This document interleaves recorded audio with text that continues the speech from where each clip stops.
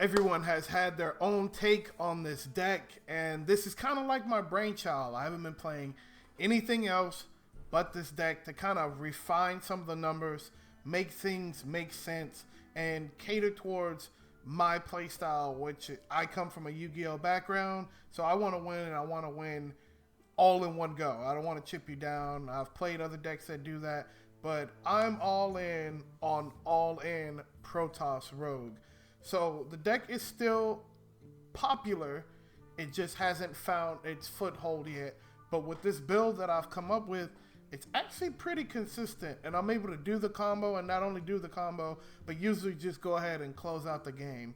So I just want to go over what I chose. And in no shape, form, or fashion do I think this is the perfect 30, right?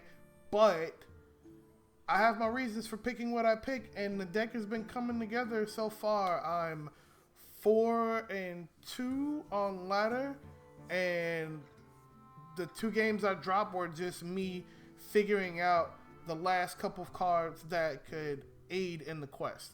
So, of course, you got preparation. Prep is really good for comboing a lot of our spells, so we can get them off quickly or in tandem with other things. Prep is prep. Shadowstep, we only really want to be Shadowstepping 2 cards in the entire deck, which is our Incindius and our High Templar. If we don't draw and combo Blink, and this gets stuck at 6 and we draw it, we usually want to play it for tempo and then Shadowstep it back to our hand, and then that automatically sets up the rest of our combo. Speaking of which, Dig for Treasure, Blink, and Raiding Party all look for key pieces of the deck. The monster count is pretty low, so when Raiding Party hits both of our Sandbox Scoundrels, if we haven't drawn them, that's 2 less from the deck. That makes things like Dig for Treasure a lot more consistent to find the cards that we can't find normally, like Cover Artist, like Sonya, like Incindius. But the Blink is there to go and get just the Templar. Now, you might be saying to yourself, why are you only running 2? I kept finding if I packed the deck full of cards and targets that Warp Gate and all these other cards specify, the less likely I were to be able to bring this combo together. So with this, Blink is perfect because we don't have to search for the hero swap to make them permanently. And I was going that route for a while too, but then having to find the Artanis and then set up this combo, it was just way too slow. So not only is Blink cheaper, but it's easier to target exactly what we want. And we only want the Templar anyway, because Templar hits face.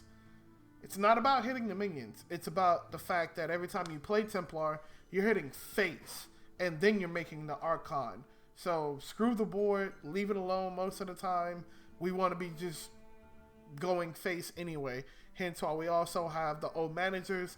And the metal detector is more for going face and free off of the Sandbox Scoundrel. But it also gives us coins so we can enable some of our combo pieces or extend our turn, because oftentimes I kept finding myself short maybe 1 or 2 mana in the grand scheme of the entire combo. So having those coins around to either play your sandboxes early or use them to close out the combo has just been a blast. The 1 stick up, it is definitely not a part of the perfect 30. However, I wanted a cheap spell that wasn't a monster, because once again, we want to keep our monster count pretty low. And the stick up provides a bunch of different options that aren't in the deck to deal with immediate threats and or go for game as well. We could get the Life Worm that deals 5 to face. We can get a bunch of things that just work for us. And the other one of is the Gold Panner. Sometimes we need a 2-drop, sometimes we don't. Sometimes we need that extra draw, sometimes we don't. So that's why I'm not all in on Gold Panner. You run the deck how you want to. You could replace the 1 stick up with 2 Gold Panner for more consistency. Or you could do that the other way around. Take the Panner out if you feel like you don't need the extra draw and play the 2nd stick up. Raiding Party is actually an unsung hero in the deck.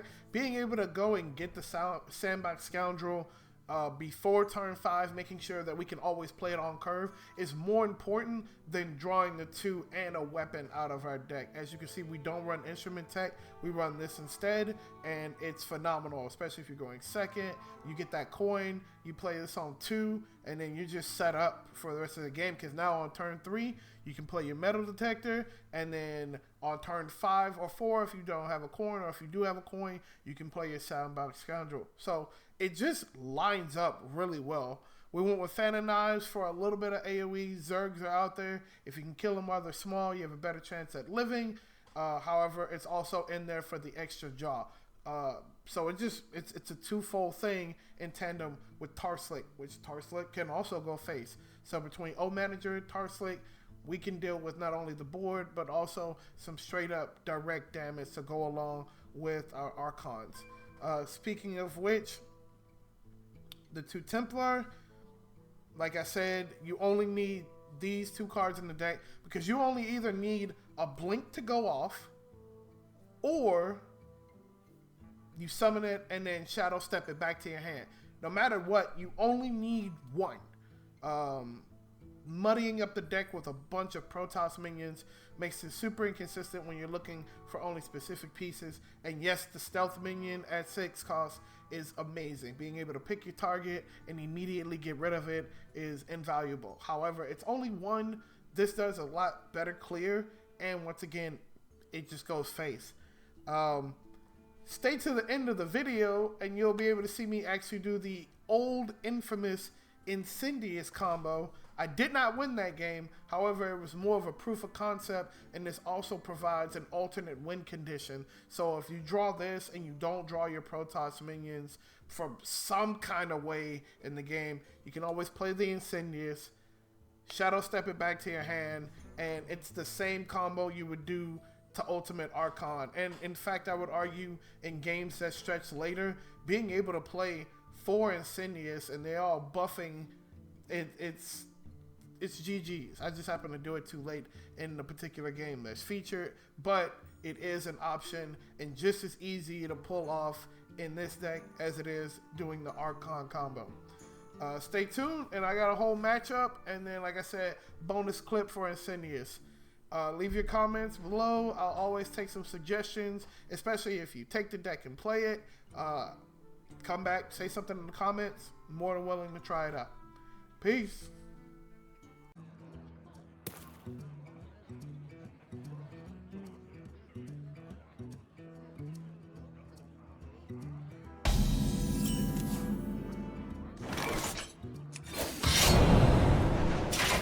Here we go. Job done.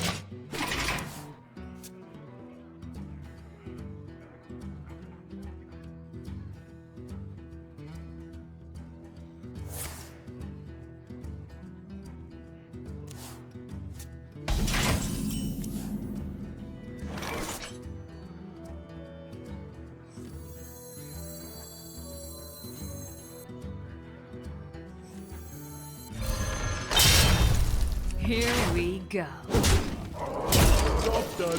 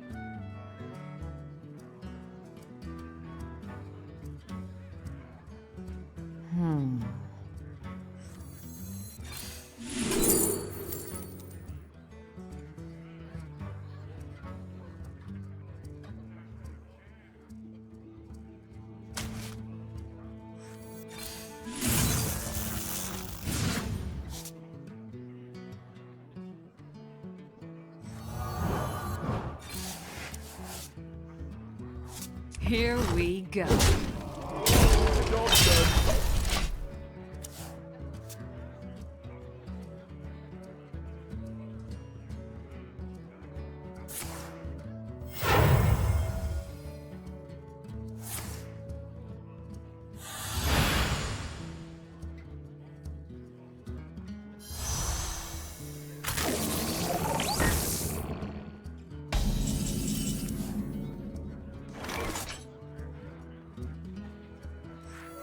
This treasure ain't fit for a pirate!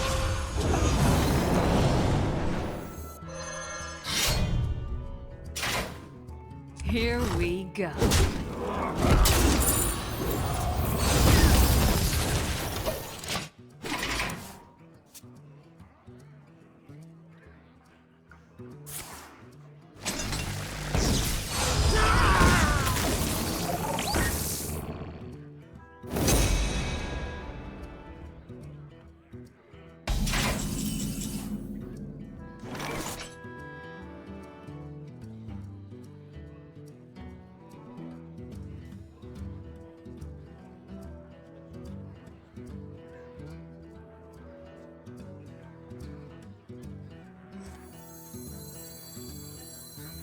So many options.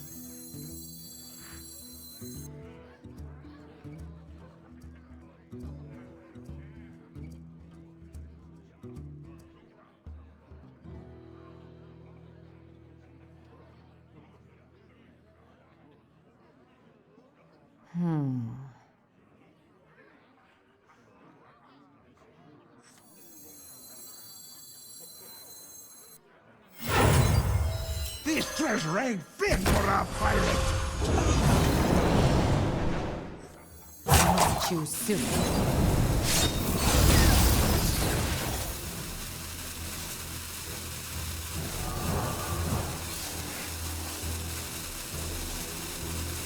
Here we go.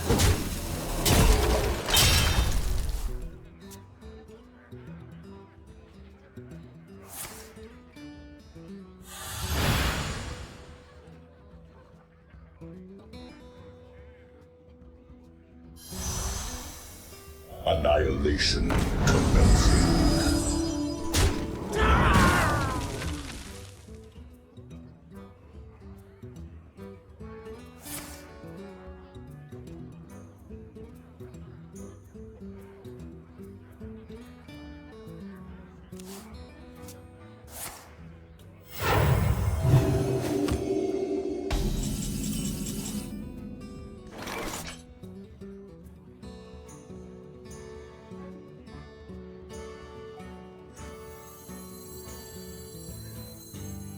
How long can you hold you? Now this is treasure! Entaro Tathadam. Entaro Tathadam. The merging is complete. Now this is treasure! This one's a tribute! The merging is complete. The merging is complete.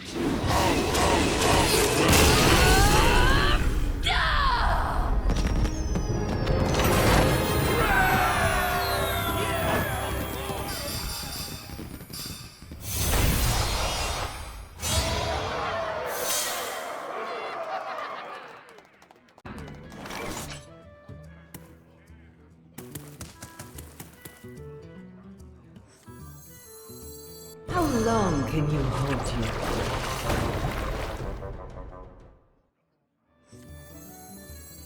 Now this is treasure!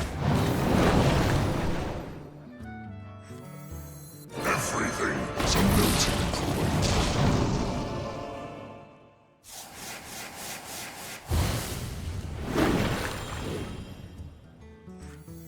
Everything is a melting point.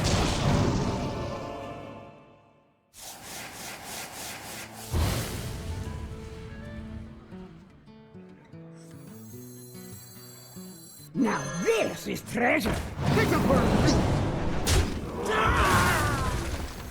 This one's a Choose tribute!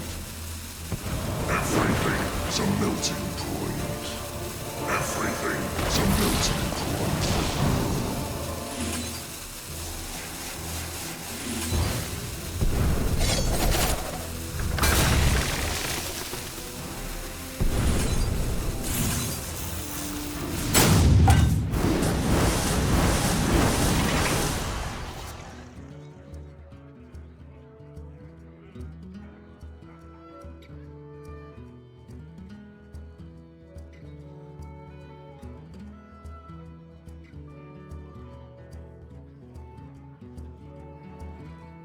Stand with me.